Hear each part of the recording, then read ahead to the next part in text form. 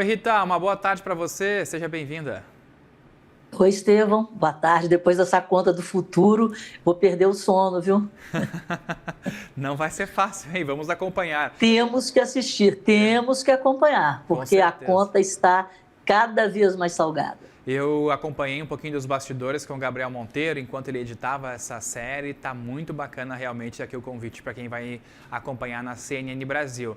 Mas Rita, eu quero começar falando com você a respeito do projeto que aumenta o teto do MEI. Essa é uma proposta que Oi? prevê um reajuste escalonado do limite de arrecadação para até R$ 140 mil. O governo defende a aprovação da proposta, apesar dos cálculos de mais de 8 bilhões de reais de impacto fiscal. Isso aí, cabe mais gastos no orçamento do governo? É a conta do futuro. Estamos falando aí de algo que também será cobrado no futuro por esse desarranjo fiscal em virtude do Brasil ter se transformado, na minha opinião, num grande magazine, o Magazine Brasil em ano de eleição.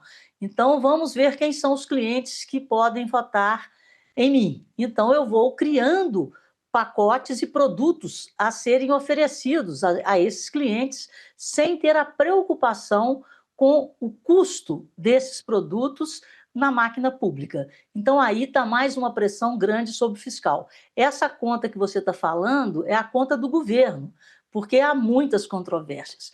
Qual que é o grande problema? Você vai subir o teto do MEI, né, de 81, no primeiro momento, para 127, e em 2028 para 140 mil, e ele vai poder contratar até 2 funcionários. Segundo estudos do IPEA, para que você pague a conta da Previdência, cada funcionário, digamos assim, cada trabalhador, teria que contribuir com 37,5% da sua renda para arcar com esse custo da Previdência. O que acontece é que o MEI ele só recolhe 5%. O trabalhador privado, do setor privado, você tem uma tabela. Então, ele já começa em cima de um salário mínimo, recolhendo 7,5%.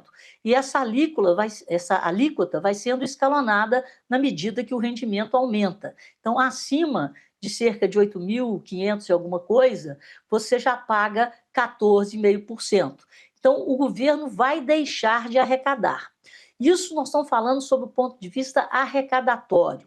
E a gente tem que olhar também qual é o impacto dessa medida na questão do mercado de trabalho no Brasil. Nós temos um sistema, que é a pejotização, que tem as suas mazelas, né? Nós temos um sistema, que é a CLT, a Consolidação da Lei Trabalhista, que vem lá do Getúlio Vargas. Então, houve uma reforma trabalhista que não foi concluída. E agora são feitos arranjos em cima do mercado de trabalho e da arrecadação fiscal em cima da folha e do trabalhador, sem essa preocupação com o que está acontecendo lá na Previdência, porque o MEI ele contribui com 5% e ele aposenta com salário mínimo, e ele contribui com 5% em cima desse salário mínimo.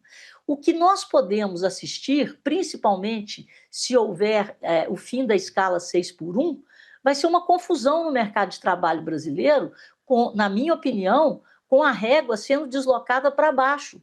Então, o MEI surgiu lá atrás com o objetivo de formalizar o informal. Mas quem era o informal e quem é o informal? Era o pintor, era a cabeleireira, era o bombeiro.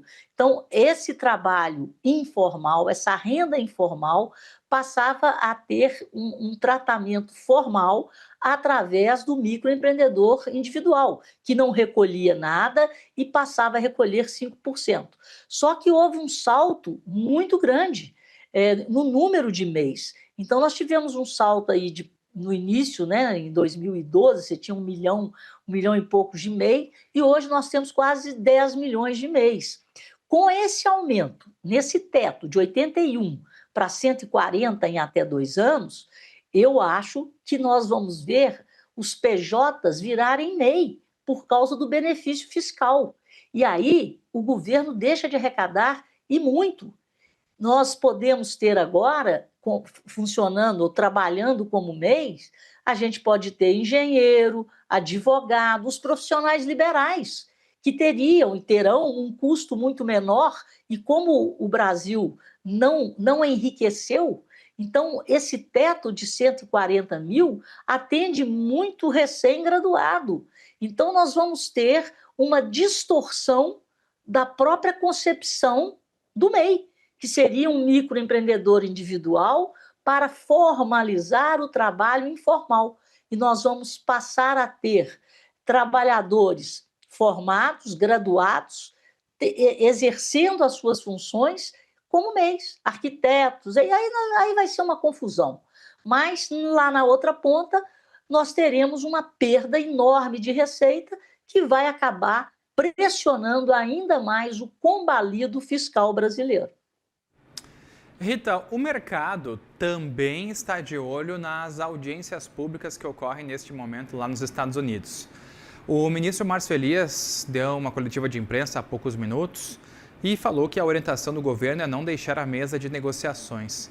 Você enxerga algumas chances do Brasil de escapar desse tarifaço ou é só cumprimento de tabela? Eu acho que não escaparemos. O que nós podemos ter para frente, né, é a continuidade dessas negociações, que serão difíceis.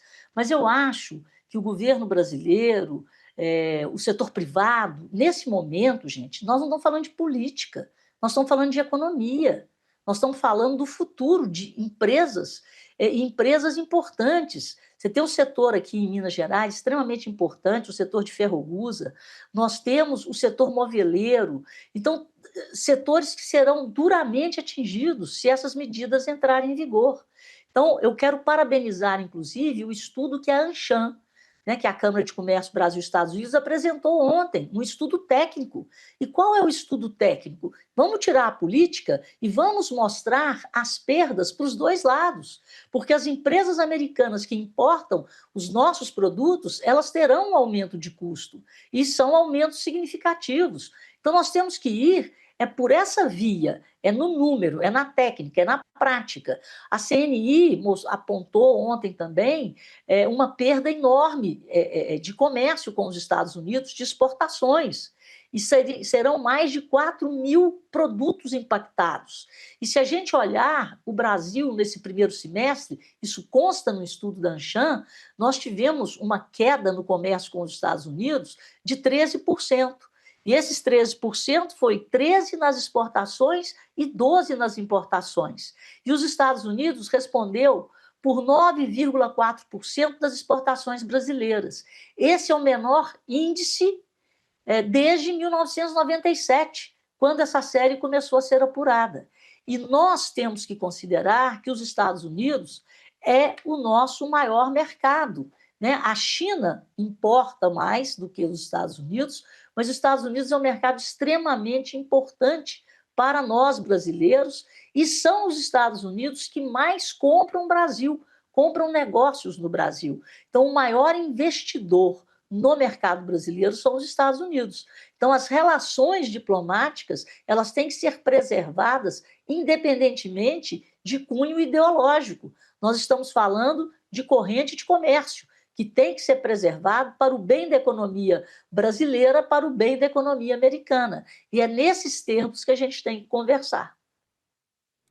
Rita Mundim, muito obrigado por nos ajudar a entender esse cenário e a refletir um pouco também sobre essas novas propostas. Ótimo restinho de tarde para você.